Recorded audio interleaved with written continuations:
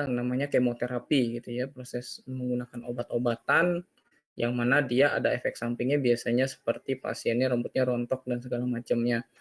Nah, di sini ada teknik lainnya gitu ya. Teknik lainnya berupa radioterapi. Jadi antara kemoterapi dan radioterapi itu dia tidak saling menggantikan sebenarnya. Jadi ada beberapa jenis kanker yang harus pengobatannya itu menggunakan kemoterapi, tapi ada juga jenis kanker lainnya yang pengobatannya dengan radioterapi gitu. Jadi di sebelah kiri yang bisa adik-adik lihat yaitu adalah salah satu alat radioterapi gitu yang dipakai di rumah sakit. Kalau tidak salah di NTB sudah ada beberapa rumah sakit yang punya fasilitas radioterapi gitu ya. Jadi eh, radioterapi itu sendiri adalah teknik pengobatan yang menggunakan radiasi pengion.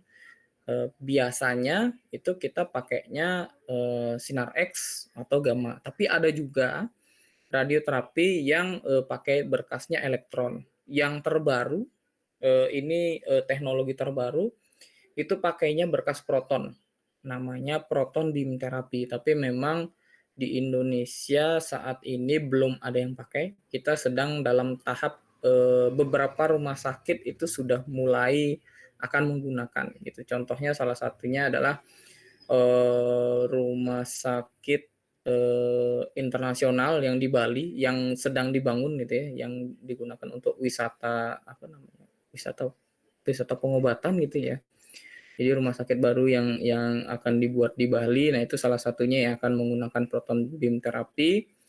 Kemudian juga rumah sakit lainnya adalah rumah sakit Pusat Angkatan Darat di Jakarta. Nah, itu yang rumah sakit yang berencana menggunakan proton beam therapy. Tapi secara umum yang sekarang ada di Indonesia paling banyak itu dia pakai berkasnya sinar X gitu ya. Sinar X itu ditembakkan ke sel kanker. Jadi dalam radioterapi itu radiasi itu digunakan untuk merusak DNA pada sel kanker. Eh, Sifat daya rusak dari radiasi pengion itu kan dia bisa secara langsung merusak DNA pada tubuh manusia, tapi juga ada cara lain dengan membentuk senyawa radikal bebas gitu.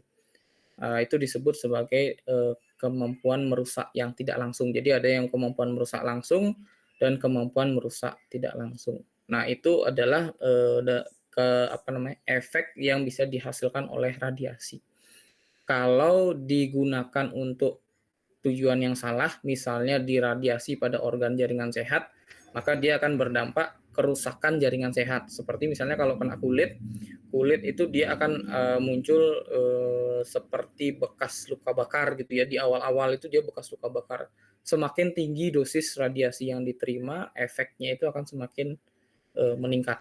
Yang paling fatal ya bisa menyebabkan kematian, artinya kerusakan pada sistem pusat seperti kerusakan sistem jantung dan kerusakan otak itu ada kalau dosisnya sangat tinggi sekali. Nah, kemampuan merusak dari radiasi ini dimanfaatkan dengan cara membuat sel kanker itu menjadi sasaran target. Jadi kita membuat sasaran target yang mana sasaran target itu akan kita tembakkan dengan radiasi pengion dosis tinggi.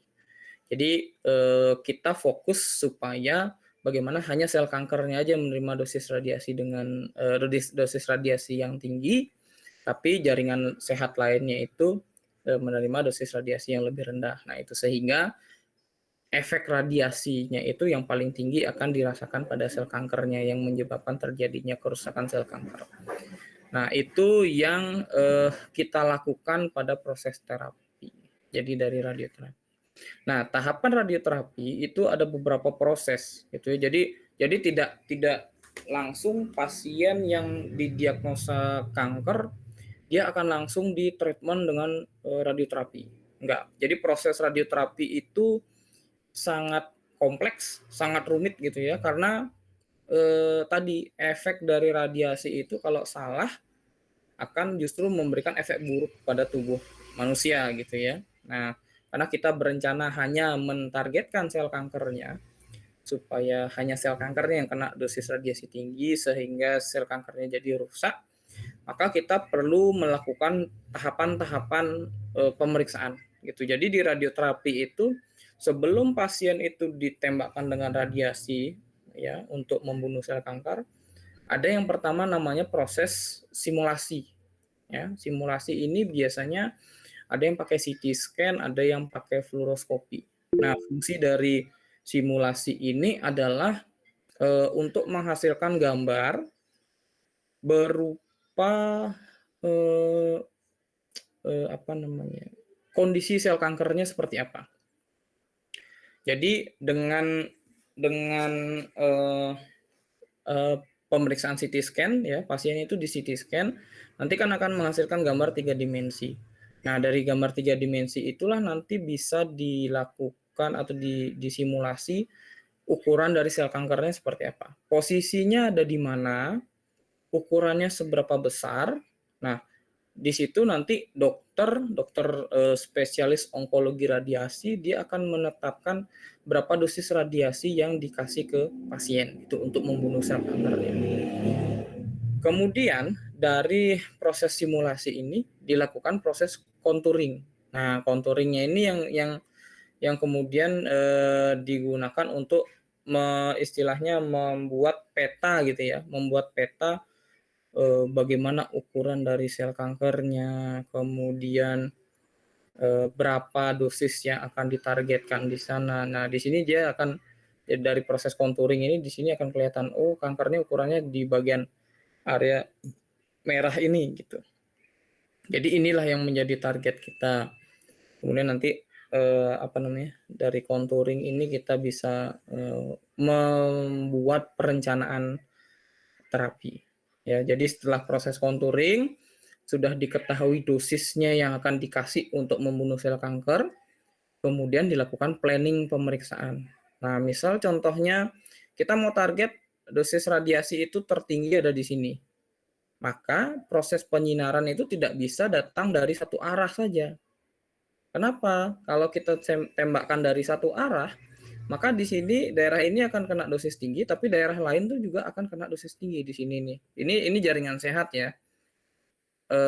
Pointer saya kelihatan kan ya adik-adik ya?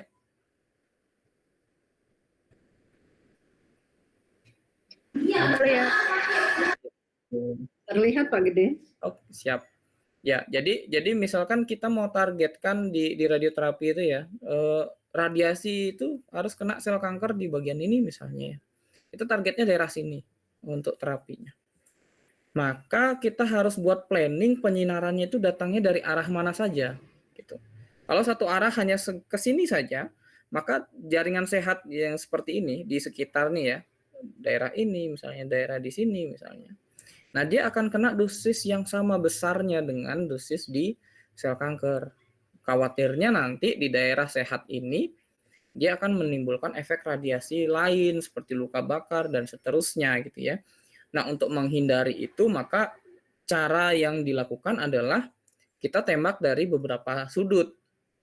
Sudut pertama dengan dosis tertentu, di sini akan menerima dosis yang sama. Kemudian kita tembak dari sudut yang lain, ya, dari sudut yang lain, maka di sini udah nggak kena dosis radiasi lagi kan. Di sini juga sudah tidak ada, tapi dosisnya datang dari sini. Nah, yang kena radiasi sekarang bagian tubuh ini dan ini. Sedangkan di sel kankernya dia akan menerima dosis 2 kali lipat karena dapat dari sini, dapat dari sini. Nah, bisa jadi nanti datang lagi dari sudut yang berbeda lagi gitu ya. Ini tujuannya adalah supaya jaringan sehat lainnya itu menerima dosis yang serendah mungkin. Jadi kita arahkan dia dari berbagai sudut supaya si bagian tubuh sehat ini tidak menerima dosis yang melampaui ambang batas efek deterministik namanya. Jadi efek deterministik itu adalah efek radiasi yang langsung muncul ketika orang terkena radiasi.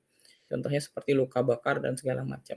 Nah, supaya bagian-bagian ini tidak ada efek luka bakar, maka kita kasih dosis dari sudut lain gitu ya. Di sini dia kena radiasi tapi tidak terlampaui dosis ambangnya, jadi nggak akan muncul efek deterministiknya. Dari sini juga, nah, jadi akumulasi dari berbagai sudut itu menyebabkan di bagian sel kankernya dia akan menerima dosis yang paling tinggi.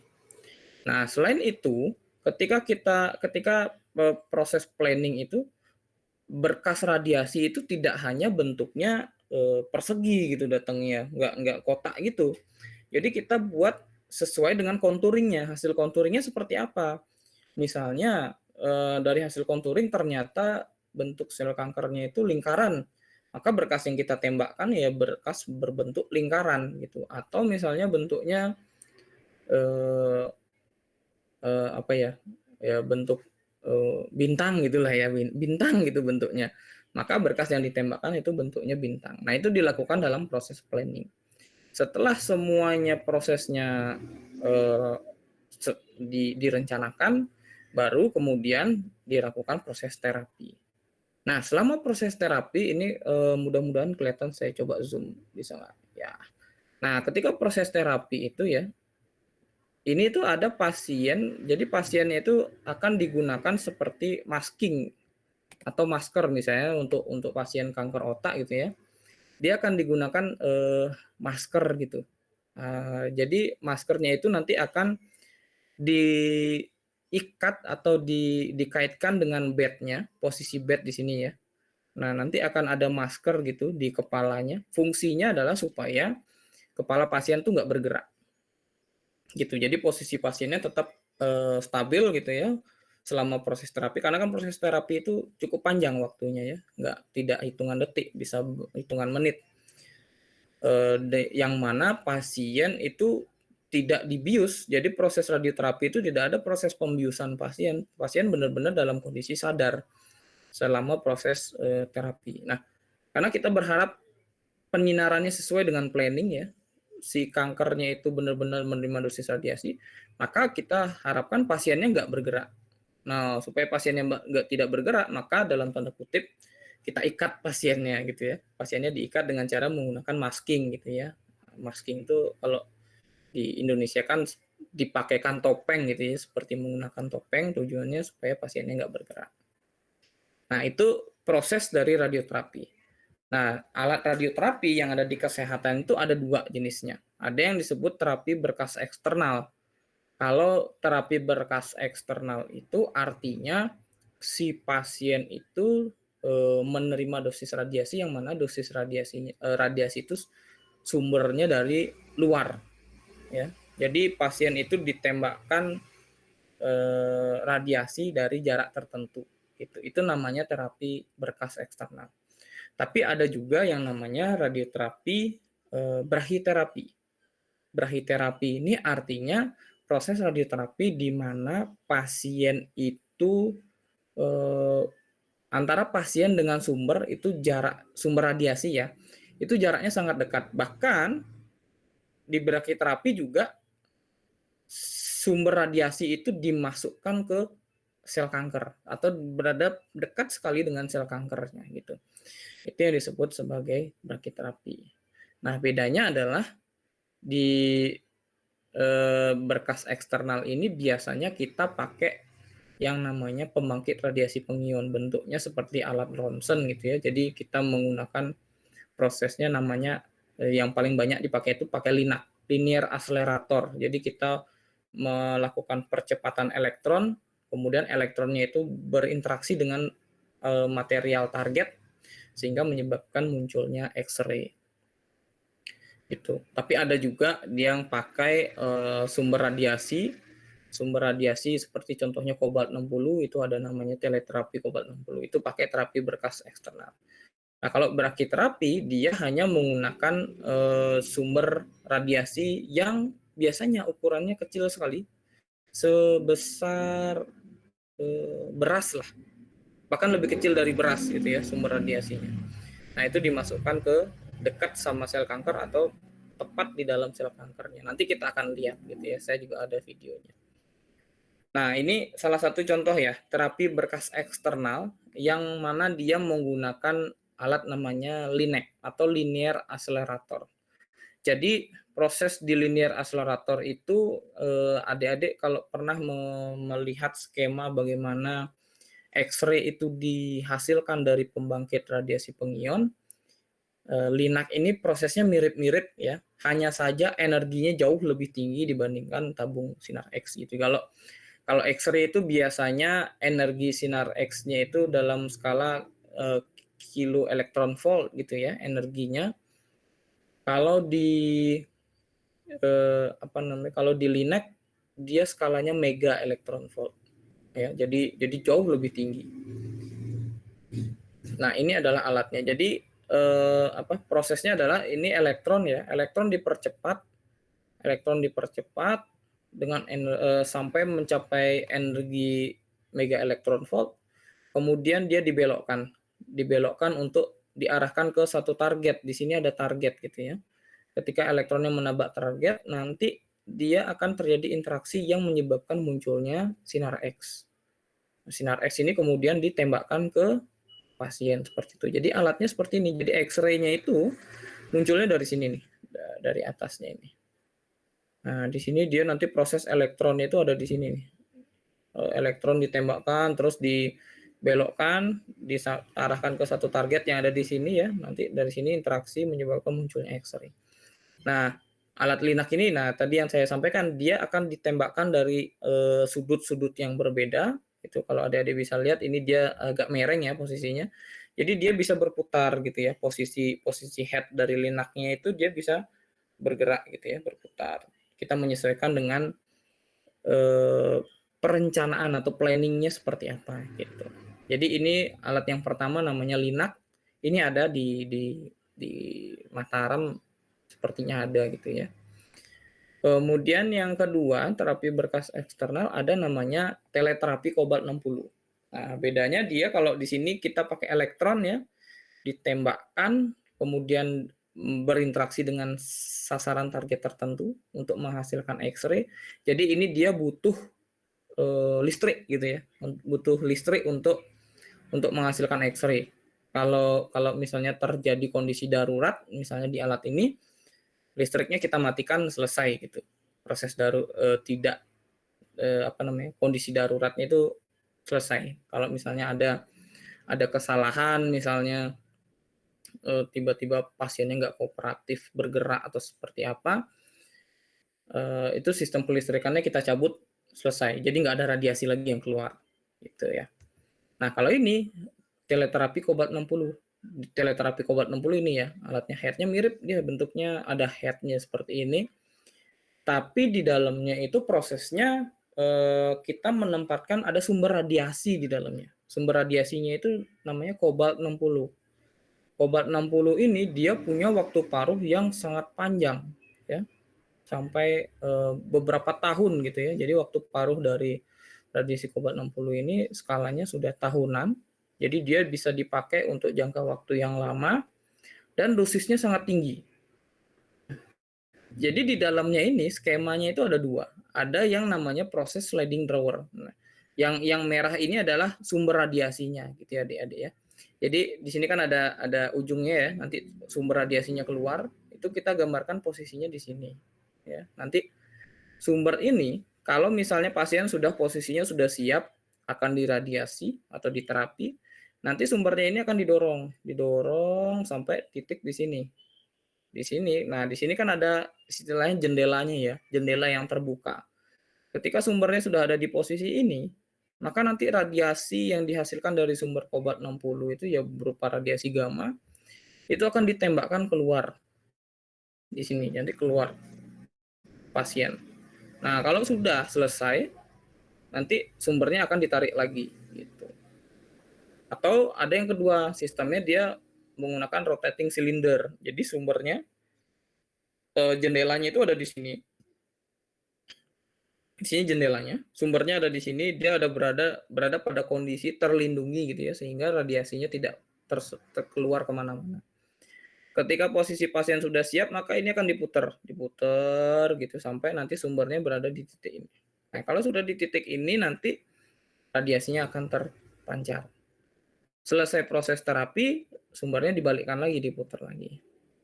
Nah, perbedaan antara Linac dan teleterapi kobalt 60 ini, kalau Linac tadi kalau misalnya ada kondisi darurat,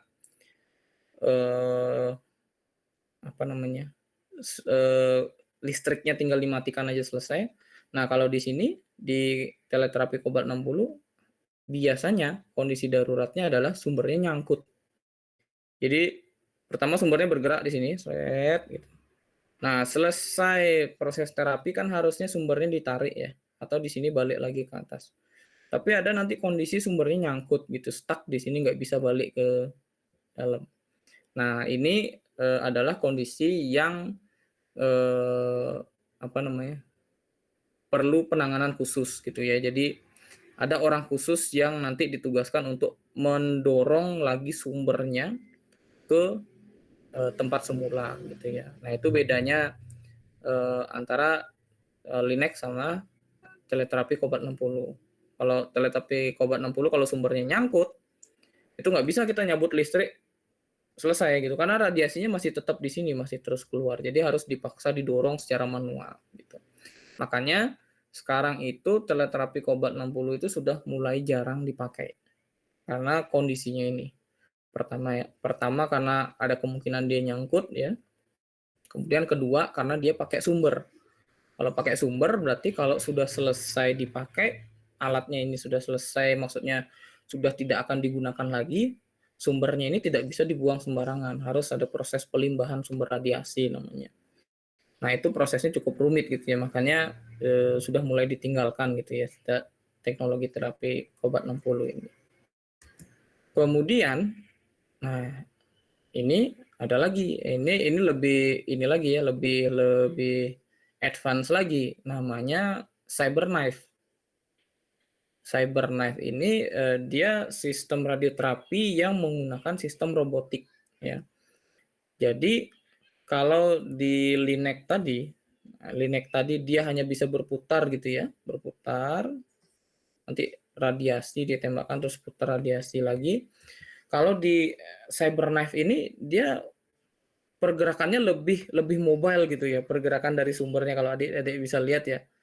Dia tidak hanya bergeraknya tidak hanya muter gitu ya, tapi dia bisa mengkondisikan 300 apa namanya bukan 300.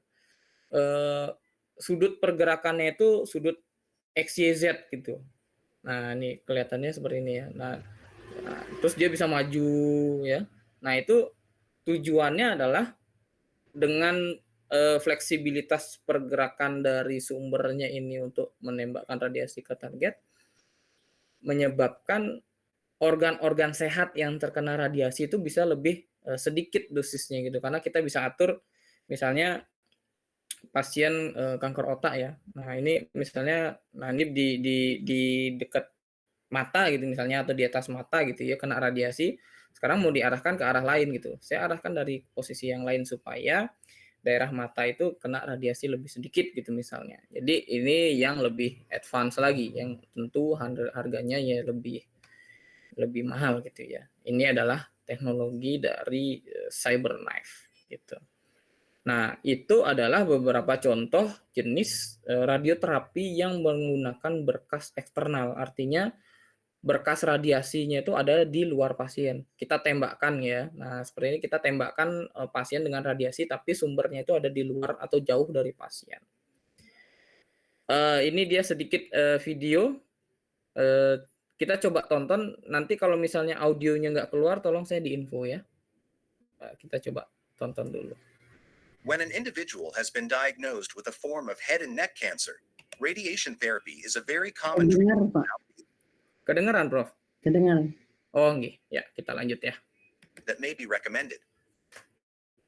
Radiation therapy takes advantage of the finding that for many types of cancers, tumor cells are more effectively killed by radiation exposure than are non-tumor cells. As the tumor cells are killed off in greater numbers by radiation exposure, the tumor both shrinks in size and allows for normal healthy cell repopulation.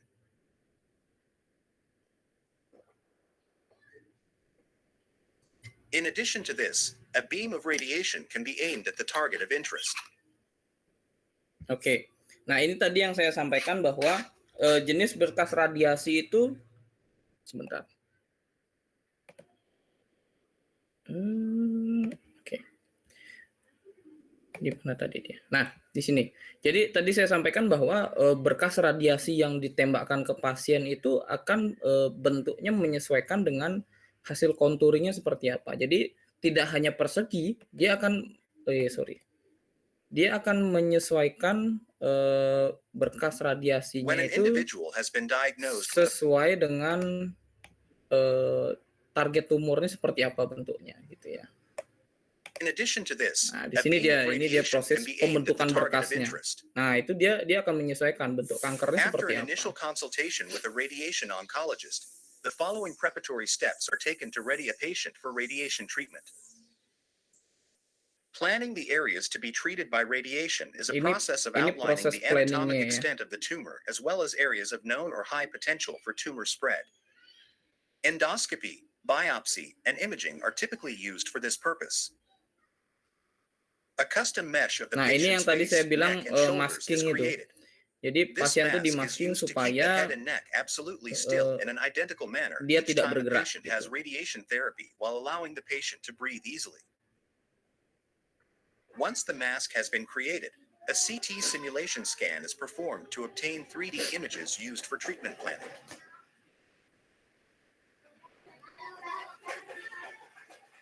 Ini proses This scan allows CT-nya. the radiation oncologist to precisely target the tumor and surrounding areas that will require radiation exposure, while sparing normal tissues as much as possible.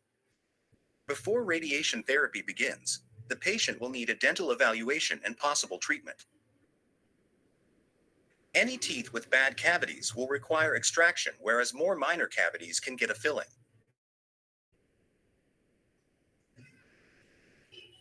Some situations call for the use of chemotherapy or immunotherapy to be used during the course of radiation therapy, for which the patient would consult with a medical oncologist.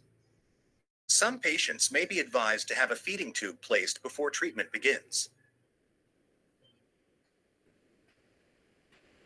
After all initial planning has been completed, radiation therapy can proceed. During this process, the head and neck is secured to the table with the mask to ensure consistent, precise positioning throughout the entire course of radiation treatment. Radiation therapy is accomplished by directing a stream of radiation particles that is molded to precisely the cancer's 3D shape via the multi-leaf collimator. Instead of giving the entire radiation dose in a single day, which would cause excessive damage to normal tissues, smaller radiation doses are given each weekday to improve outcomes. Collectively, the total dose still reaches the desired level. Furthermore, the radioactive beam is rotated continuously around the cancer to ensure healthy tissue is not overly exposed, but collectively, keeping the focus of the radiation beams all centered on the cancer itself. The gantry of the radiation machine rotates around the patient slowly. After check-in and positioning, a single treatment takes only a few minutes. Treatment usually takes about 6 to 7 weeks. If chemotherapy or immunotherapy is given, it is typically administered once every 7 to 21 days for a total of 3 to 7 doses and increases the beneficial effect of radiation on eliminating the cancer. Common side effects of radiation therapy to the head and neck include temporary burns to skin and throat, fatigue, and altered sense of taste. Longer-term consequences can include dry mouth and throat, teeth weakening, neck and throat stiffness. The cancer could start shrinking during the course of radiation therapy and may resolve completely shortly thereafter. The recommendation for radiation therapy, with or without chemotherapy or immunotherapy, is based on the expected response of a specific tumor versus expected side effects or potential alternative therapy types.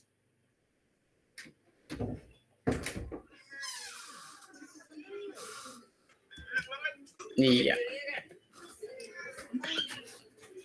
Oke. Nah, jadi itu tadi gambaran tentang proses radioterapi ya yang menggunakan berkas eksternal. Tadi jadi ada proses planningnya, kemudian bagaimana berkasnya itu dibentuknya disesuaikan dengan bentuk sel kankernya. Nah, itu prosesnya itu sudah direncanakan. Nah, tadi yang belum saya sampaikan bahwa proses radioterapi itu tidak hanya sekali radiasi selesai gitu ya. Jadi karena dosis yang dibutuhkan adalah dosis radiasi tinggi, supaya tubuh manusia itu tidak mengalami efek radiasi yang berbahaya gitu, maka kebutuhan dosisnya itu dibagi dalam beberapa kali treatment gitu ya. Jadi dalam sekali treatment itu dia akan menerima dosis yang lebih kecil. Sampai beberapa kali proses treatment nanti akumulasinya akan menerima dosis yang besar. Seperti itu. Oke. Sekarang, nah sebelum itu ada yang mau ditanyakan nggak? Sebelum kita lanjut tentang radioterapi berkas eksternal. Oke, kalau nggak ada, sekarang kita lanjut yang berikutnya. Masih dari radioterapi namanya brachyterapi. Nah, kalau di brachyterapi ini dia atau terapi kanker yang mana radiasinya itu kita taruh dekat dengan tumornya atau sel kankernya gitu ya. Jadi ini contohnya nih, ada kanker misalnya di sekitar leher gitu ya. Nah, maka si pasien itu dia akan diletakkan seperti alat apa namanya, selang kateter gitu ya. Nah, ini dimasukkan ke dalam tubuh pasiennya. Ini alat ini, di dalam alat ini ada sumber radiasi yang ukurannya kecil, sebesar beras, bahkan lebih kecil gitu ya. Nah, nanti ketika posisinya ini sudah siap, ya, ini kateter ini diletakkan di dalam dekat sel kankernya atau masuk ke sel kankernya. Kalau posisinya sudah siap, nanti alatnya ini akan mendorong sumber radiasi keluar, didorong sampai pada posisi sumbernya pada posisi di sel kankernya. Nah, nanti si sumber radiasi itu akan memancarkan radiasi dalam waktu tertentu ya, pelaksanaan proses terapinya, sehingga menyebabkan terjadinya kerusakan sel kanker. Nah, ketika proses terapinya sudah selesai, nanti sumber yang ada di sini akan ditarik lagi dengan alatnya ini. Ditarik lagi, disimpan di dalam, seperti itu. Nah, ini adalah namanya brachyterapi. Jadi sumbernya itu kita letakkan dekat dengan kankernya. Contoh seperti ini. Ini ada namanya alat tekniknya surface mold gitu ya. Jadi sumber radiasinya itu diletakkan di permukaan kulit. Biasanya ini untuk kanker-kanker yang posisinya dekat sama permukaan kulit. Jadi kita buatkan satu molding gitu ya, molding yang sesuai dengan kontur tubuh pasiennya, targetnya di mana gitu ya. Nah, misalnya ini proses ini bentuk moldingnya. Nanti si alat ini dia akan mendorong sumber radiasi sampai ke titik ini. Nah, di bawahnya itu dekat dari sumber ini akan ada sel kanker yang akan menerima radiasi. Ini namanya teknik surface mold. Jadi sumbernya diletakkan di kulit, dekat permukaan kulit pasien. Ada namanya interkavitari namanya. Nah, kalau interkavitari ini biasanya digunakan untuk kanker serviks ya. Kanker serviks itu ada alat namanya aplikator. Aplikator itu dimasukkan gitu ya, sehingga nanti sumbernya itu bisa didorong berada dekat dengan di area serviksnya gitu ya. Jadi sumbernya masuk, nanti di dekatnya itu di daerah kanker serviksnya itu akan ada sumber diletakkan di sana. Nah, di situ kemudian akan dilakukan proses terapi atau penyinaran dengan radiasi dalam waktu tertentu. Setelah itu baru sumbernya ditarik lagi dan aplikatornya ditarik. Ini namanya intracavitary, biasanya untuk brachyterapi kanker serviks. Nah, kemudian ada lagi biasanya untuk kanker lidah atau kanker payudara. Kalau di brachyterapi namanya interstitial gitu ya. Dia pakai yang namanya tadi alat kateter gitu. Alat kateter seperti kateter jantung ya, mirip-mirip seperti itulah alat kateternya. Jadi dimasukkan sampai ke dalam ini. Kalau yang ini sampai ke dalam melalui proses pembedahan dia, tapi biasanya bedahnya kecil gitu ya, karena alat kateternya dia tuh selang kateternya itu kan kecil-kecil gitu ya. Jadi dibedah gitu ya sampai masuk ke dalam kateternya. Nah, sampai ke dalam sel kanker. Nanti kalau sudah kena sel kanker, si sumbernya dia akan didorong masuk ke dalam. Ini namanya interstitial namanya gitu ya. Kalau interkavitari itu dia pakai alat namanya aplikator, kalau interstitial itu dia pakai kateter namanya alatnya gitu ya. Itu yang membedakan. Tapi intinya adalah kalau brachytherapy itu sumber radiasinya itu sangat-sangat dekat dengan kankernya. Nah, ini ada video kedua tentang proses brachytherapy. HDR brachytherapy, precise tumor targeting. High dose rate brachytherapy is a well-established form of internal radiation therapy that uses a small radioactive source positioned directly into or around the tumor for a short period of time. The treatment is conducted with a computer-controlled HDR afterloader. Nah, di sini sumbernya The diletakkan, yang source merah is itu quickly sumbernya. driven from a gitu ya. shielded safe Jadi akan through didorong transfer tubes and applicators and positioned accurately to irradiate the tumor. ya. Jadi In the sumbernya case of a di nasopharyngeal tumor, a special posisikan silicone dekat sama applicator tumor. guides the source alongside the tumor in millimeter increments. Nah, ini. Prior to the treatment, a designated treatment planning system is used to calculate the exact source positions and dwell times to ensure an optimal dose distribution to the tumor. After the treatment, the source is driven back into the shielded safe of the afterloader. HDR brachytherapy is applicable to numerous body sites. Its precise tumor targeting enables short treatment times and spares the surrounding healthy tissue.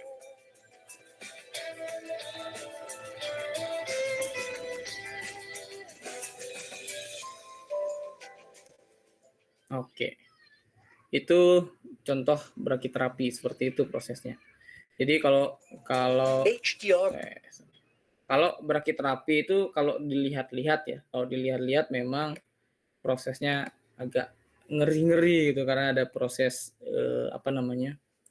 pemasukan kateter, pemasukan aplikator ya, memasukkan aplikator. Jadi kalau dilihat itu memang agak sedikit ngeri gitu kelihatnya, dibandingkan dengan terapi berkas eksternal. Nah, itu contoh peralatan radioterapi ya. Peralatan radioterapi itu memang dia fokusnya untuk proses terapi atau pengobatan. Nah, kemudian ada lagi yang ketiga di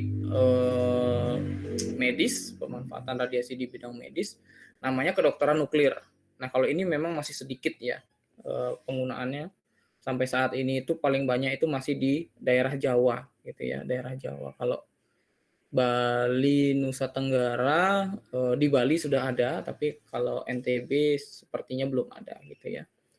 Nah, kalau kedokteran nuklir ini, adik-adik kalau misalnya ada pertanyaan langsung aja ya disanggah ya, nggak usah nunggu. Kalau kedokteran nuklir ini dia berupa kegiatan kedokteran spesialistik yang menggunakan sumber radioaktif terbuka. Nah, ini menarik nih. Jadi sumber radiasi itu ada yang namanya sumber radiasi terbuka, ada yang namanya sumber radiasi tertutup. Kalau di radioterapi itu kita pakainya sumber radiasi tertutup. Seperti contohnya tadi di brachyterapi, sumber yang didorong ke sel kanker itu dia sumber radiasi tertutup. Tertutup itu artinya sumber radiasinya itu dimasukkan ke dalam satu kapsul. Di dalam kapsul. Fungsinya adalah supaya sumbernya itu tidak tercecer, atau kalau misalnya terlepas, dia tidak menyebabkan kontaminasi di sekitarnya. Jadi kalau misalnya sumber brachyterapi itu lepas atau jatuh gitu misalnya ya, maka daerah-daerah yang sempat kena jatuhan sumber itu dia tidak akan menempel, tidak ada radiasi yang menempel. Misalnya ada sumber jatuh ke lantai gitu ya, kalau di brachyterapi. Nah, lantainya itu tidak akan terkontaminasi radiasi gitu. Itu di radioterapi. Kalau kedokteran nuklir kita pakai sumber yang terbuka, artinya sumber radiasinya ini tidak dimasukkan ke dalam kapsul, enggak. Itu biasanya kita pakai sumber yang bentuknya cair dan juga bentuknya gas. Nah, ini kalau cair atau gas, kalau misalnya cair ketumpahan ya, sumbernya kalau tumpah itu dia menyebabkan kontaminasi. tumpahan ke lantai, nanti lantainya terkontaminasi radioaktif, atau ketumpahan di baju gitu misalnya, bajunya kena tumpahan radiasi, maka menyebabkan bajunya itu dia terkontaminasi. Jadi ada radiasi yang nempel di bajunya gitu. Nah, itu di kedokteran nuklir. Jadi kita pakainya sumber radiasi yang sifatnya terbuka. Nah, kenapa kok di kedokteran nuklir ini kita pakainya sumber terbuka berupa radiasi dalam bentuk cair atau gas? Karena di kedokteran nuklir ini berbeda dengan radioterapi ya. Radioterapi itu kita masukkan sumber tapi kemudian tarik lagi. Kalau kedokteran nuklir ini pasiennya disuntikkan dengan radiasi. Jadi radiasi itu dimasukkan ke dalam tubuhnya melalui proses metabolisme tubuh atau juga dihirup. Dihirup kalau yang gas, kalau yang cairan dia disuntikkan gitu ya. Ada yang disuntik, ada juga yang diminum juga ada gitu ya. Jadi masuk ke dalam tubuhnya. Nah, kedokteran nuklir ini nantinya si radiasi itu dia akan mengalir ke sistem metabolisme tubuhnya. Kalau misalnya disuntik gitu ya, maka si radiasinya itu dia akan mengalir ke peredaran darahnya seperti itu. Nah, yang kita pakai, radiasi yang kita pakai di kedokteran nuklir itu namanya radiofarmaka. Ya, radiofarmaka itu adalah sejenis obat yang mana di dalamnya itu mengandung radiasi. Jadi kalau dia obat, dia sudah melalui tahap farmasi ya, persyaratan farmakologis, itu berarti dia sudah aman dimasukkan ke dalam tubuh atau masuk ke dalam metabolisme tubuh. Itu dia aman. Cuman bedanya dengan obat-obatan dia mengandung radiasi gitu aja ya, mengandung radiasi. Nah, di kedokteran nuklir ini ada yang dipakai untuk diagnostik, ada yang dipakai untuk terapi. Jadi beda kalau tadi yang radiologi diagnostik dia hanya khusus untuk diagnosa, radioterapi khusus untuk terapi. Kalau di kedokteran nuklir ini bisa keduanya. Bisa untuk melakukan diagnosa penyakit pasien atau bisa untuk terapi pengobatan. Bedanya adalah antara diagnostik dan terapi ini nanti dosis radiasinya. Kalau diagnostik kita pakainya radiofarmaka yang aktivitasnya rendah dan waktu paruhnya pendek. Kalau di radioterapi kita pakai yang waktu paruhnya panjang dan dosisnya tinggi. Nah, jadi bagaimana sebenarnya mekanisme di kedokteran nuklir? Nah, ini contohnya satu ya. Kedokteran nuklir diagnostik in vivo. Nah, kedokteran nuklir diagnostik in vivo itu adalah metode kedokteran nuklir yang mana kita memasukkan radiofarmaka ke dalam tubuh pasien untuk tujuan diagnosa. Ya. Jadi gambar yang dihasilkan itu dia mampu menunjukkan bagaimana fungsi organ tubuhnya. Nah, kedokteran nuklir ini cukup menarik karena gambarnya itu sebelah kanan ya. Dia bisa dipakai untuk mendeteksi kanker dengan cukup efektif. Kenapa? Karena gini, sel kanker itu dia terkenal merupakan sel yang sifatnya aktif. Aktif itu dia aktif mencerna nutrisi. Ya, sel kanker itu dia aktif mencerna nutrisi dan juga sifatnya rakus. Jadi kalau ada nutrisi yang masuk ke tubuh, sel kanker itu cukup banyak mengambil nutrisi tubuh. Makanya jangan heran kalau ngelihat pasien kanker itu, even dia makannya banyak, atau cukup banyak, ya kelihatannya kurus gitu. Karena nutrisinya itu ternyata sebagian diambil sama sel kankernya gitu ya. Digunakan untuk berkembang.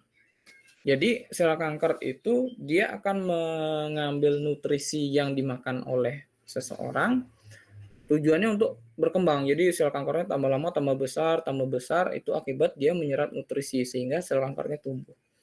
Nah, sifat ini kemudian dimanfaatkan di kedokteran nuklir.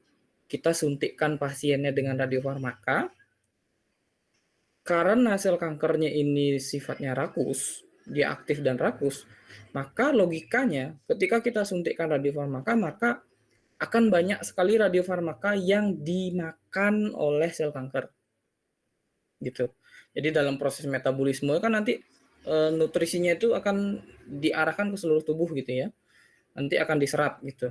Nah, ketika radiofarmaka ini disuntikkan ke dalam tubuh, tubuh itu nanti akan menyerap radiofarmaka itu. Tapi akan terakumulasi sangat banyak di sel kanker. Sedangkan tubuh-tubuh sehat, jaringan tubuh sehat lainnya, dia akan menyerap sedikit bahkan tidak menyerap sama sekali.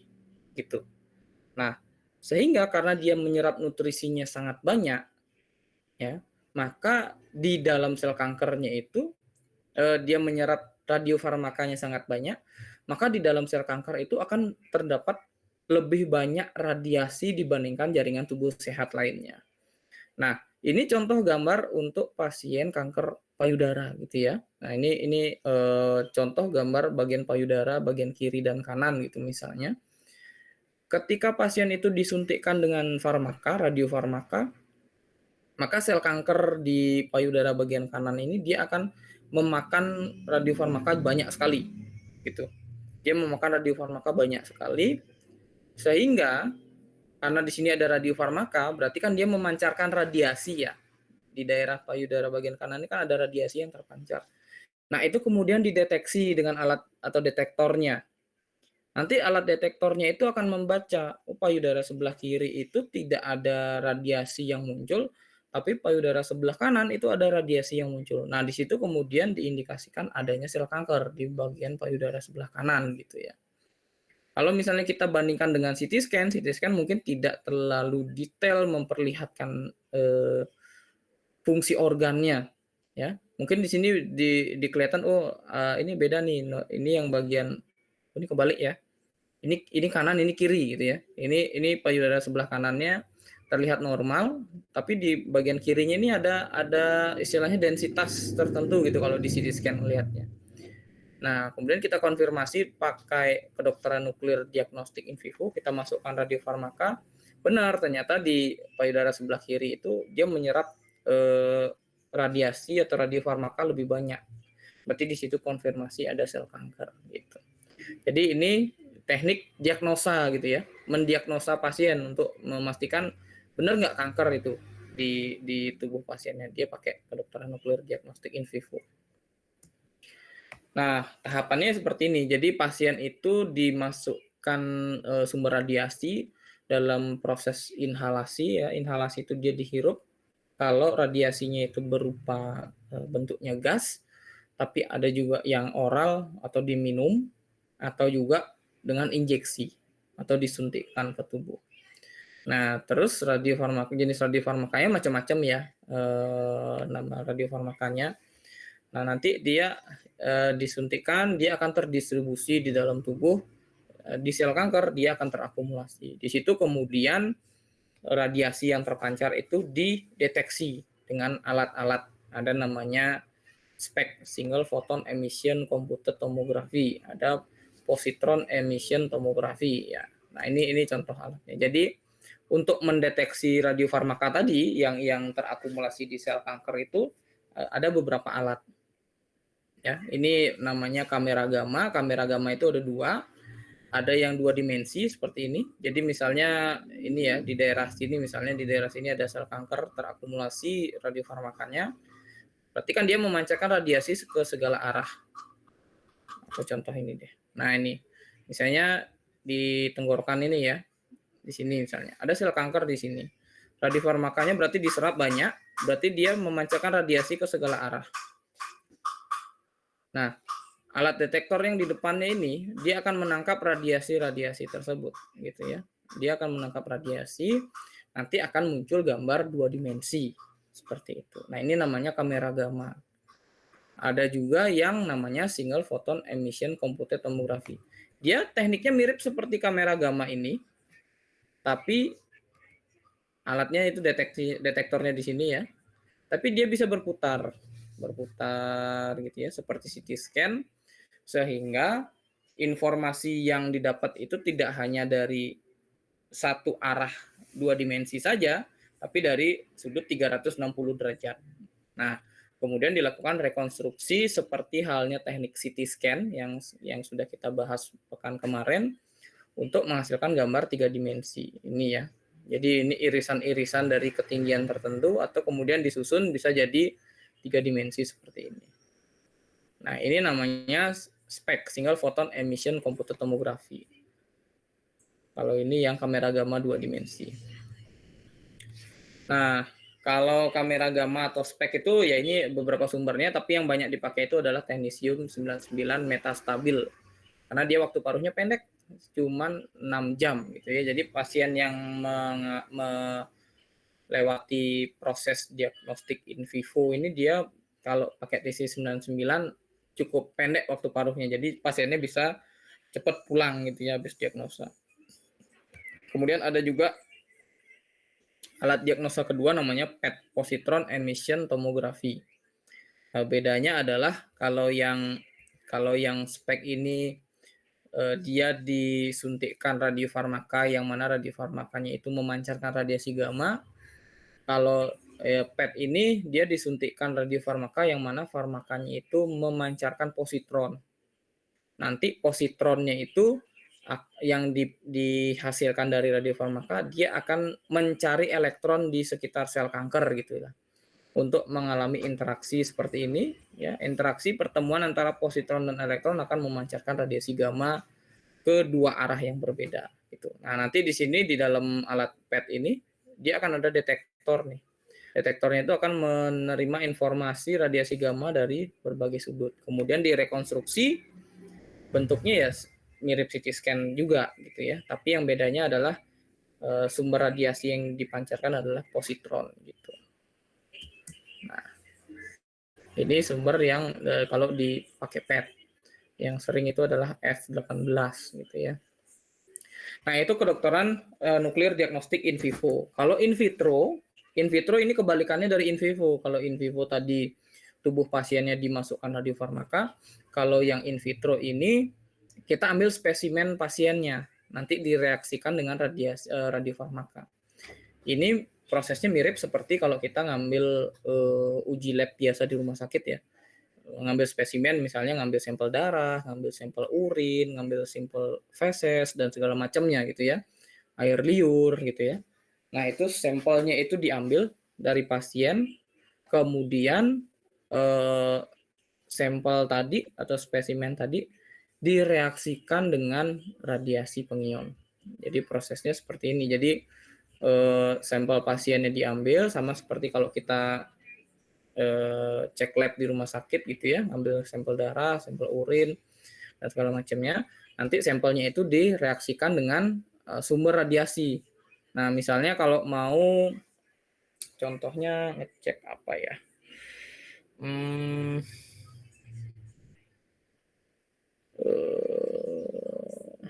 Ya ada kandungan insulin misalnya ya, untuk mengecek seberapa banyak kandungan insulin yang ada di tubuh pasien gitu. Jadi nanti sampel dari tubuh pasien itu direaksikan dengan radiofarmaka. Nah, ketika misalnya insulinnya tinggi, maka si insulin ini akan mengikat radiofarmaka gitu ya, lebih banyak. Jadi semakin banyak radiofarmaka yang terikat, berarti insulinnya semakin banyak. Gitu. Di proses reaksi kimia lah intinya. Jadi insulin yang ada, semakin banyak insulin maka semakin banyak radiasi pengion yang terikat gitu ya. Ini nih contohnya dia terikat dengan insulinnya. Nah, nanti di sini ada alat yang digunakan untuk mendeteksi. Dia nanti alatnya mendeteksi ada berapa banyak intensitas radiasi yang dipancarkan gitu. Semakin tinggi intensitasnya berarti kadar insulinnya tinggi gitu. Karena dia banyak sekali mengikat radiasi. Kalau radiasinya rendah berarti insulinnya rendah. Itu contohnya salah satunya ya untuk mengecek insulin misalnya. Tapi juga bisa menguji sampel lainnya. Nah, ini in vitro. Kalau in vitro ini dia cenderung untuk pasien ya, dari sisi pasien dia bebas terpapar radiasi gitu karena sampelnya yang bereaksi dengan radiasi, si pasiennya tidak berinteraksi langsung dengan radiasi. Nah, itu dua teknik diagnostik di kedokteran nuklir. Yang berikutnya adalah teknik terapi, ya. Prosesnya sama seperti diagnostik, tapi terapi biasanya pasiennya diinjeksi biasanya. Diinjeksi yang mana dia menggunakan radiofarmaka yang dosisnya lebih tinggi dan waktu paruhnya lebih panjang. Jadi kalau tadi di kedokteran nuklir in vivo pakainya misalnya teknisium 99M, waktu paruhnya cuma 6 jam gitu ya. Kalau yang untuk kedokteran nuklir terapi ini lebih panjang waktu paruhnya gitu. Jadi prosesnya sama seperti kedokteran nuklir in vivo tadi ya, dimasukkan ke tubuh, nanti radiofarmakanya akan terdistribusi di sel kanker, dia akan menumpuk.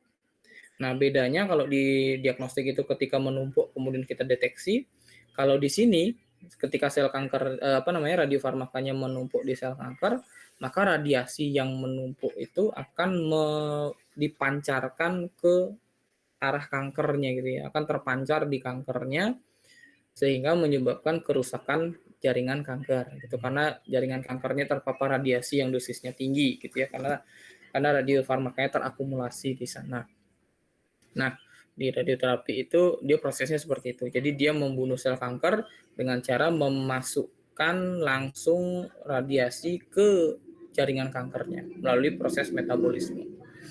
Nah, ini contohnya misalnya pasien kanker tiroid gitu ya, dimasukkan iodin 131 ke melalui proses kedokteran nuklir. Jadi nanti iodinnya terakumulasi gitu di sini ya, sehingga radiasi dari iodinnya itu akan merusak sel kankernya di sini. Nah, lama-lama jaringan kankernya mengecil atau mati, kemudian bisa diangkat jaringan kankernya. Nah, kalau yang kedua ini biasanya kondisinya udah metastatik. Metastatik itu artinya sel kanker itu sudah tersebar gitu ya di tubuh pasien. Jadi kanker itu dia tidak hanya kalau sudah metastatik tidak hanya ada di satu jaringan tubuh, tapi karena dia bisa tumbuh, dia bisa kemana-mana gitu ya sel kanker itu. Oke. Nah, ini adalah jenis radionuklida yang biasa dipakai untuk kedokteran nuklir terapi. Nah, di sini ya, biasanya yang paling sering dipakai itu iodin 131. Yang mana waktu paruhnya itu 8 hari. Jadi pasien terapi kedokteran nuklir itu prosesnya cukup lama, hitungan hari. Jadi setelah pasien disuntikkan dengan iodin, maka dia akan ditempatkan di ruangan khusus, ya, ruangan isolasi namanya. Di ruangan isolasi itulah nanti pasien itu di dalam tubuhnya terjadi proses pengobatan gitu ya. Radiasinya terpancar terus-menerus gitu di sana. Jadi pasiennya itu ada di dalam ruangan isolasi itu sendiri. Ya, sendiri karena di situ ada pancaran radiasi yang cukup tinggi. Nah, ini contoh proses dari kedokteran nuklir. Nah, ini pasien diinjeksi gitu ya. Jadi radiofarmakanya itu dia akan mengalir ke seluruh tubuh melalui proses metabolisme. Nanti dalam waktu tertentu dia akan terakumulasi di titik-titik tertentu.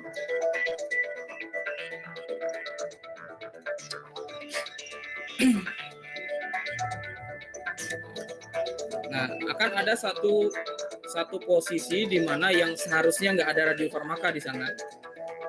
Nah, ini dia terakumulasi di sana. Itu dicurigai sebagai kanker.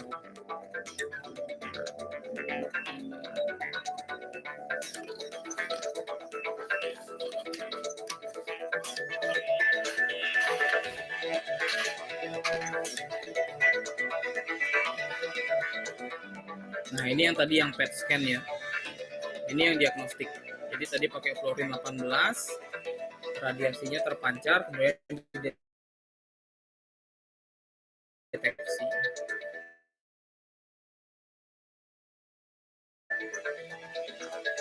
Oke, jadi itu penerapan radiasi pengion ya untuk kesehatan. Nah, sekarang kita masuk ke jenis radiasi lainnya ya. Sekarang kita masuk ke ultraviolet. Sebelumnya ada pertanyaan terkait radioterapi atau kedokteran nuklir? Kalau ada disilakan. Kalau tidak kita Mas Irman. Boleh, boleh Mas Irman, silakan.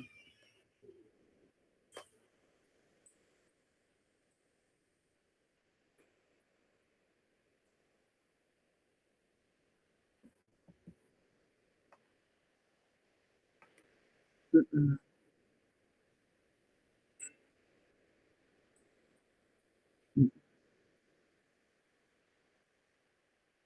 Oh, radioterapi ya.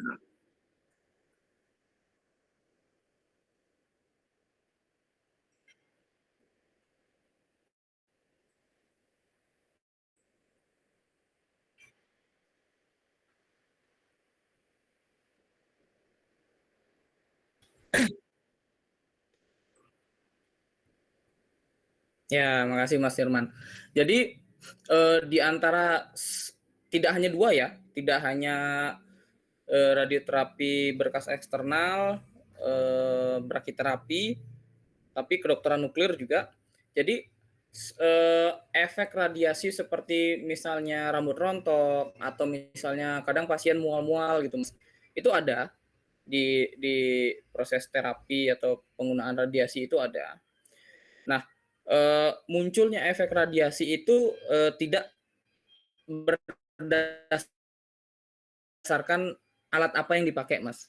Jadi bukan berarti kalau kita pakai pakai brakiterapi nanti pasiennya kemungkinan rambutnya rontok atau mual-mual. Kalau misalnya pakai linek misalnya pasiennya tidak seperti itu. Itu enggak seperti itu. Jadi efek dari pasien rambutnya rontok, pasiennya pusing gitu ya, atau pasiennya mual-mual setelah terapi itu berdasarkan berapa besar dosis yang diterima, Mas Firman. Jadi itu bergantung dari kami sebutnya justifikasi dokter gitu ya. Dokter itu dia pasti dalam tanda kutip meresepkan berapa radiasi yang diterima oleh pasien. Gitu. Misalnya sekian gray gitu ya, sekian gray. Nah, nanti kan akan setiap radioterapi itu kan pasti akan diproses fraksinasi namanya. Jadi dibagi-bagi. Sekali treatment misalnya butuhnya 10 gray dibagi ke dalam 10 kali treatment. Jadi masing-masing 1 gray, 1 gray, 1 gray. Semuanya tuh sama tahapnya seperti itu yang di brakiterapi ataupun di linak gitu misalnya. Nah, pasien nanti kalau misalnya ada efek rontok, rambut rontok atau pusing atau mual-mual, nah itu bergantung nanti seberapa besar dosis radiasinya, Mas. Bisa jadi di linak dia nggak ada efek segitu, efek mual-mual rambut rontok karena dosis yang digunakan di linaknya itu dosisnya rendah, lebih rendah gitu ya. Atau kita sebutnya ambang batasnya itu nggak terlampaui. Ambang batas pasien rontok rambutnya, ambang batas pasiennya mual-mual itu nggak terlampaui di radioterapi. Bisa jadi nanti di brakiterapi dikasih dosisnya lebih tinggi. Nah, setelah treatment pasiennya mungkin merasa pusing atau ada rambut rontok. Bisa juga kebalikannya karena misalnya pasien di linak ini dia butuh dosis lebih tinggi karena mungkin ukuran kankernya udah cukup besar gitu misalnya ya. Dia dikasih dosis lebih tinggi. Efeknya adalah setelah treatment mungkin ada rambut rontok atau mungkin merasa mual-mual atau pusing-pusing gitu. Jadi di antara alat-alat tadi itu semuanya punya punya kebolehjadian memberikan efek radiasi yang sama, Mas Irman. Termasuk rambut rontok, pusing dan mual-mual. Sekarang bergantung seberapa besar ukuran sel kankernya yang mempengaruhi berapa besar dosis radiasi yang dipakai. Nah, masing-masing alat tadi itu dia dipakai menyesuaikan dengan jenis kankernya. Jadi tidak semua jenis kanker itu bisa dipakai pengobatannya pakai linak, itu nggak semua. Mungkin ada beberapa yang harus pakai brakiterapi. Kemudian nggak semua bisa di brakiterapi, mungkin dia bisa pakai linek atau cyberknife atau pakai kedokteran nuklir gitu. Jadi itu Mas Irman, semuanya punya punya kemungkinan mengalami efek samping kalau misalnya dosis ambangnya terlampaui, tapi pemilihan alat-alat yang dipakai itu bergantung dari bagaimana kondisi kankernya gitu. Nanti dokter akan melihat pakai teknik mana nih yang paling tepat untuk mengobati gitu. Seperti itu, Mas Irman gimana?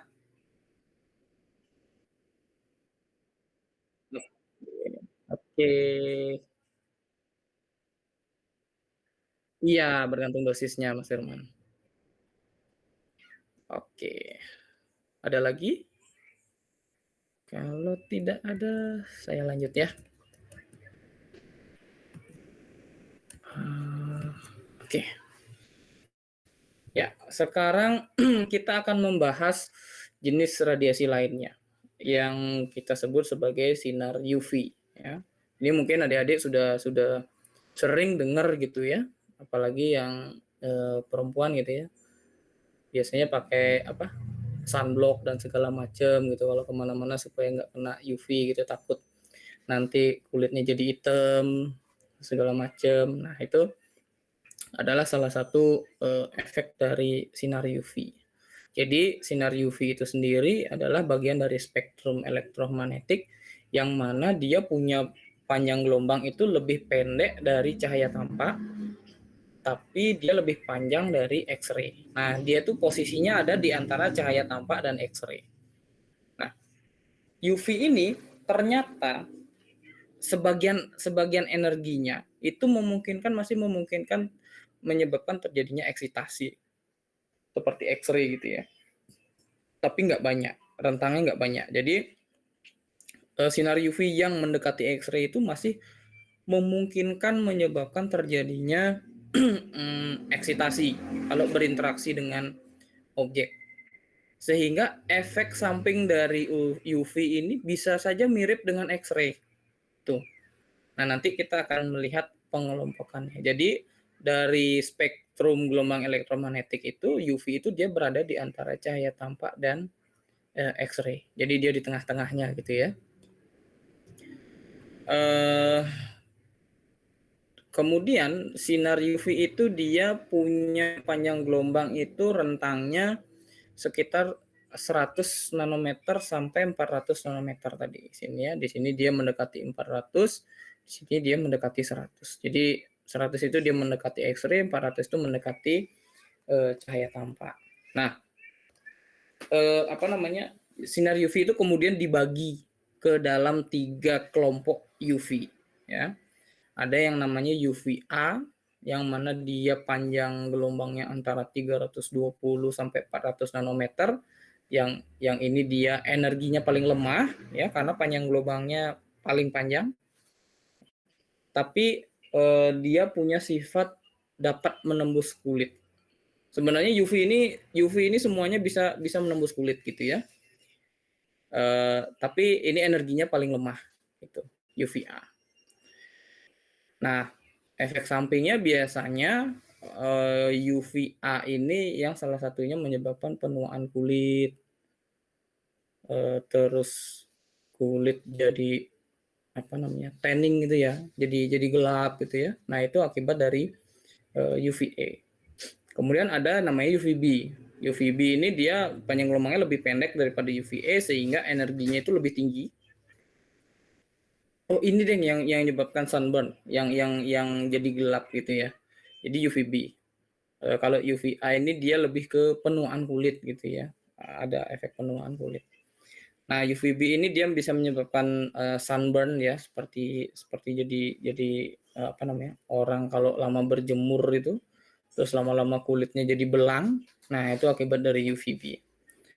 Tapi UVB itu juga bisa punya manfaat lain, dia bisa merangsang produksi vitamin D di dalam tubuh. Makanya kita sering diminta pagi-pagi itu berjemur gitu ya. Pagi-pagi berjemur supaya kita dapat sinar UV. Tapi ternyata saya baru tahu setelah kemarin ngantar bapak saya ke dokter ya.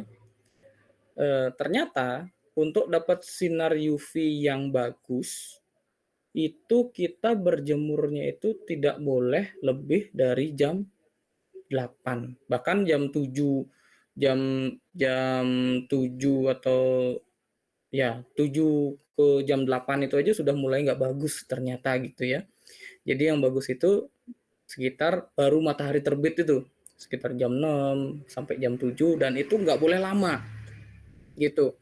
Karena kita dapat sinar UVB. UVB itu dia merangsang produksi vitamin D, tapi kalau kelamaan justru sinar UV itu bisa memicu kanker kulit gitu.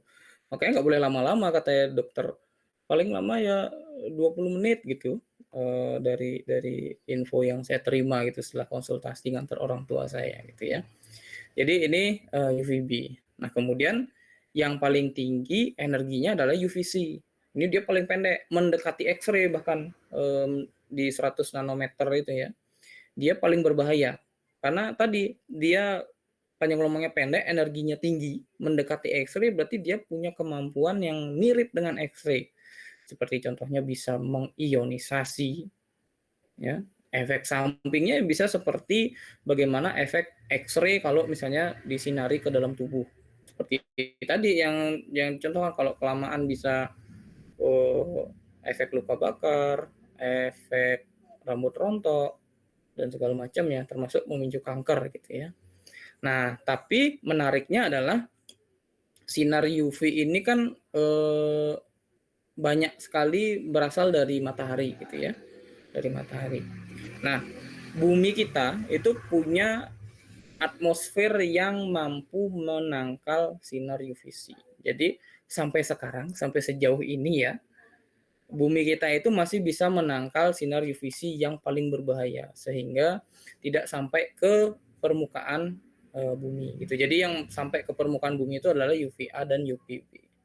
Tapi kita nggak tahu ke depannya karena semakin lama yang namanya efek rumah kaca dan segala macamnya menyebabkan pengikisan atmosfer, bisa jadi lama-kelamaan UVC ini lama-lama bisa lolos juga gitu ya. Kalau atmosfer kita tambah lama tambah menipis seperti itu. Nah, jadi ini klasifikasi dari sinar UV.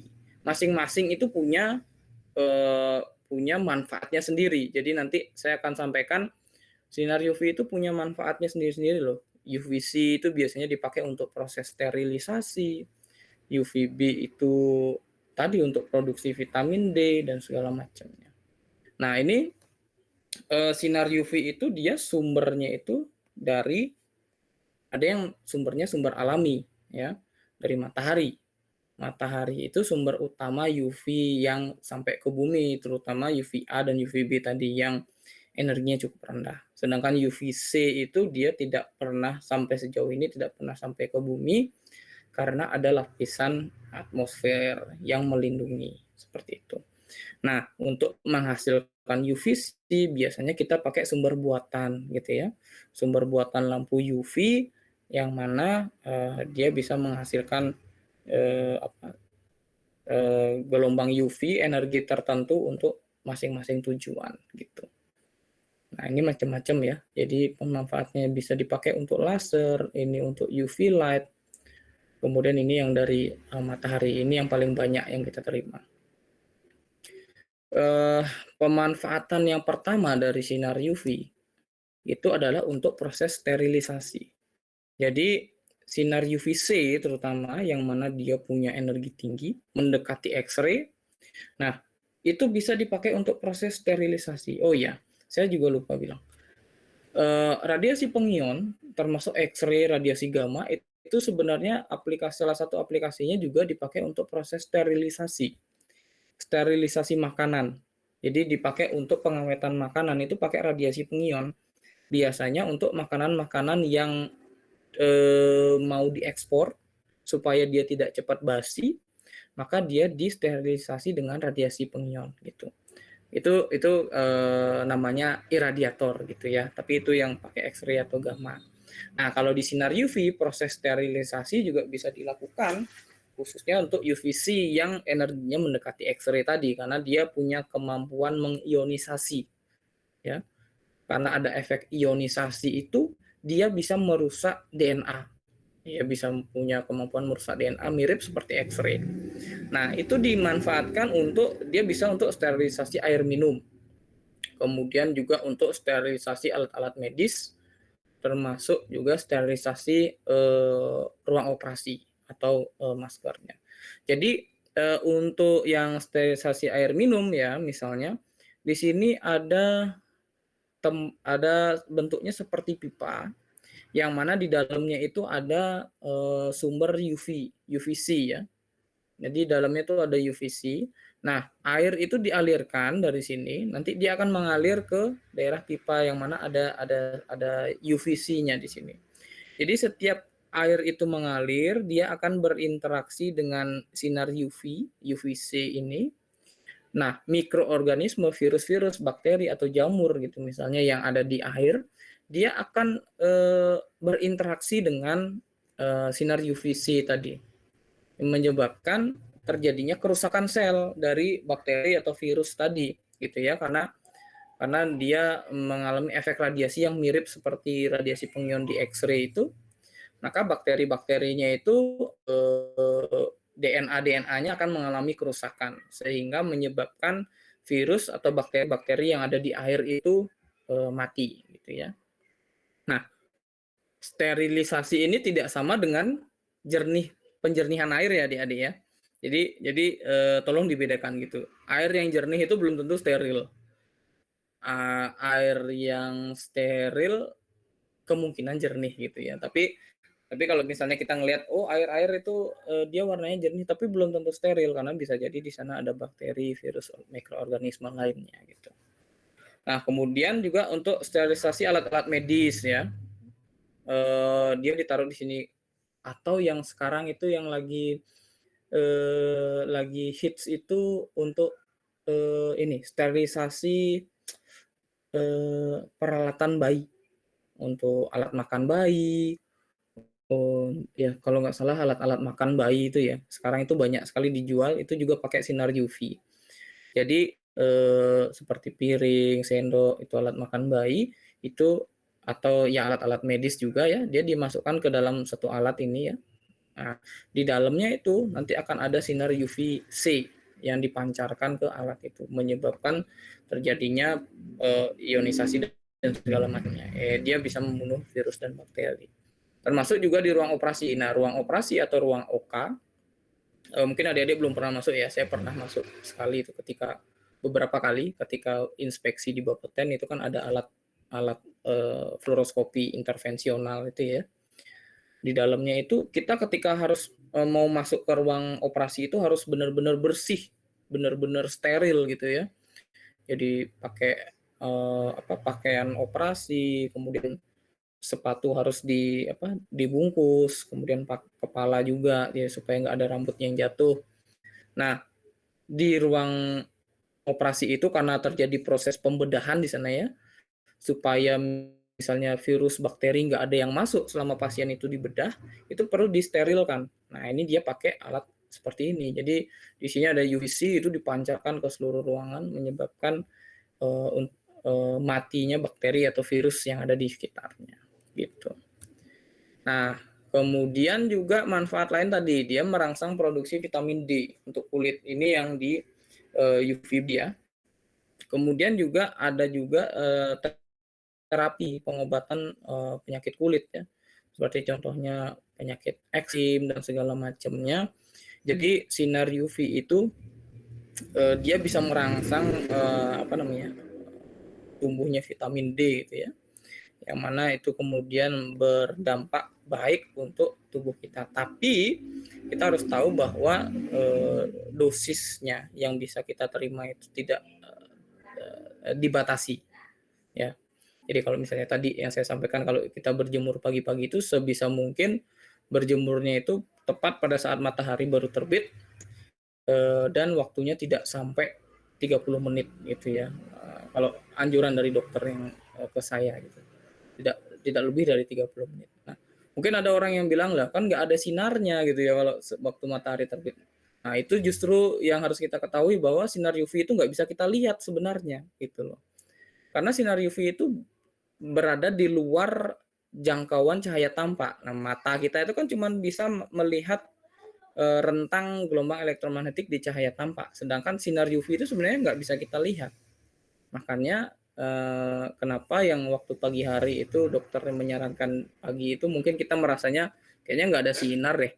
Tapi yang nggak ada sinar yang kita maksud itu ya cahaya tampaknya yang nggak ada, tapi sinar UV-nya sudah mulai ada gitu ya. Itu contohnya.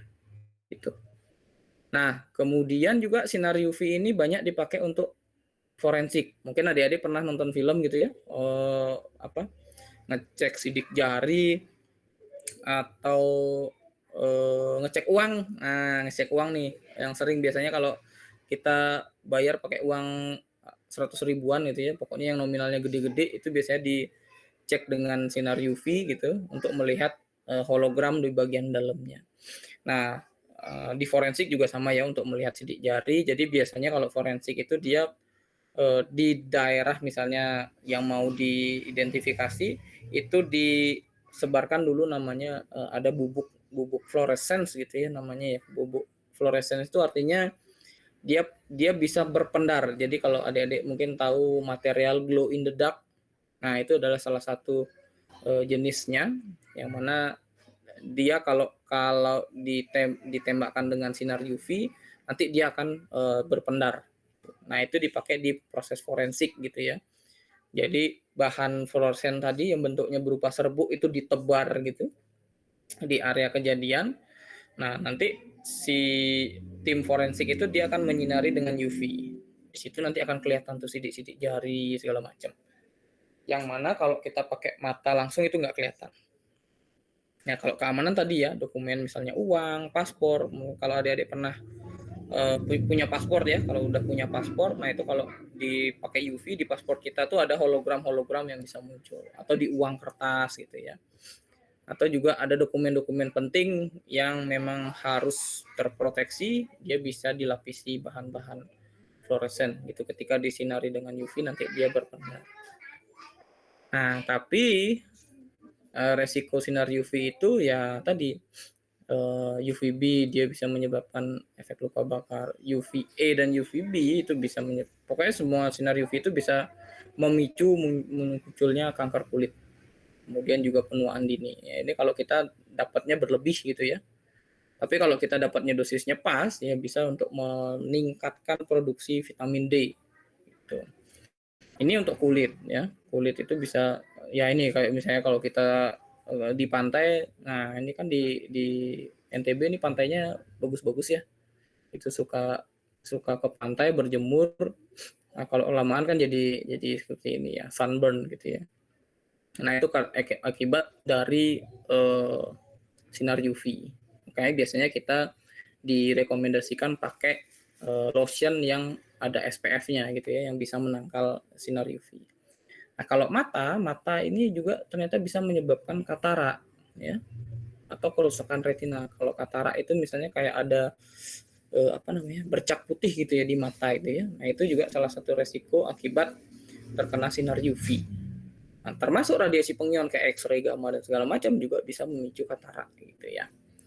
Jadi itu resiko-resiko yang harus kita perhatikan ketika misalnya kita bekerja dengan sinar UV.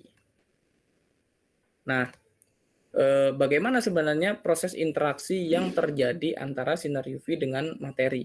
Ini ada beberapa macam gitu ya, tapi saya ambil contoh 4. Misalnya terjadi absorpsi itu ketika sinar UV mengenai suatu materi sehingga energi foton itu diserap oleh elektron dalam atom atau molekul materi.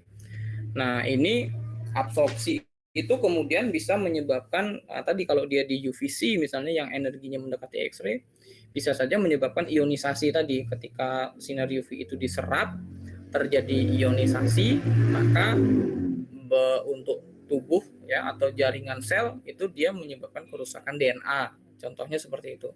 Jadi ada kerusakan DNA yang terjadi akibat adanya absorpsi. Nah, kemudian ada yang namanya proses fluoresensi dan fosforesensi. Nah, ini kondisinya mirip, cuman yang membedakan adalah waktunya gitu. Jadi kalau fluoresensi itu adalah dipakai di deteksi sidik jari. Jadi ketika misalnya sinar UV itu berinteraksi dengan material fluoresensi. Nah, ketika kita sinari dengan UV, dia akan langsung ada pendaran seperti sidik jari atau juga di paspor dan uang itu dia pakai materialnya namanya fluoresensi. Ya, ada material fluoresensi di mana yang mana dia akan berpendar kalau terkena sinar UV. Nah, itu efek fluoresensi namanya. Jadi kalau adik-adik tertarik dengan bagaimana fluoresensi itu mekanisme secara fisikanya, mungkin adik-adik bisa googling nanti ya. Nah, kemudian ada yang namanya fosforesensi. Ini fenomenanya mirip seperti fluoresensi, tapi bedanya dia ada delay kalau fosforesensi ini. Delay itu dalam arti kalau alat bahan itu kita sinari dengan UV sekarang, dia nggak akan berpendar. Tapi ketika kita pindah ke ruangan gelap, nah nanti material yang sudah disinari sebelumnya itu dia akan berpendar. Nah itu yang sering kita kenal sebagai material glow in the dark.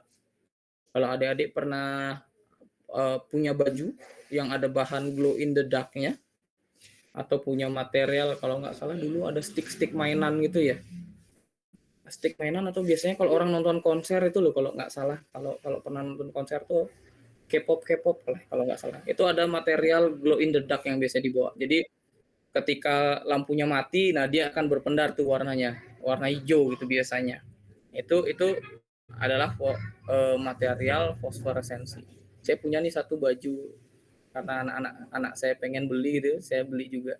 Jadi ketika saya ada di luar gitu, nah itu kan ada sinar UV gitu ya, yang terkena ke bahan fosforesensinya, dia akan menyerap sinar UV, menyerap sebanyak-banyaknya. Nah, ketika kita pindah ke ruang gelap, nanti baru dia berpendar. Jadi ada delay dia ya. Kalau di sini dia ketika kena UV dia langsung berpendar.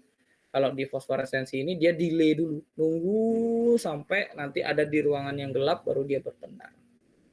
Nah, terus ada juga peristiwa fotolisis. Ini energi sinar UV yang tinggi dapat memutuskan ikatan kimia pada molekul. Nah, ini menyebabkan kerusakan molekul-molekul ya, karena UVC tadi menyebabkan kerusakan struktur molekul dari virus atau bakteri gitu ya, sehingga dia bisa membunuh virus atau bakteri tersebut. Untuk proses sterilisasi ini fotolisis namanya. Nah, mungkin itu yang bisa saya sampaikan untuk pertemuan hari ini. Sepertinya sudah ini ya, 100 menit ya. Silakan adik-adik kalau ada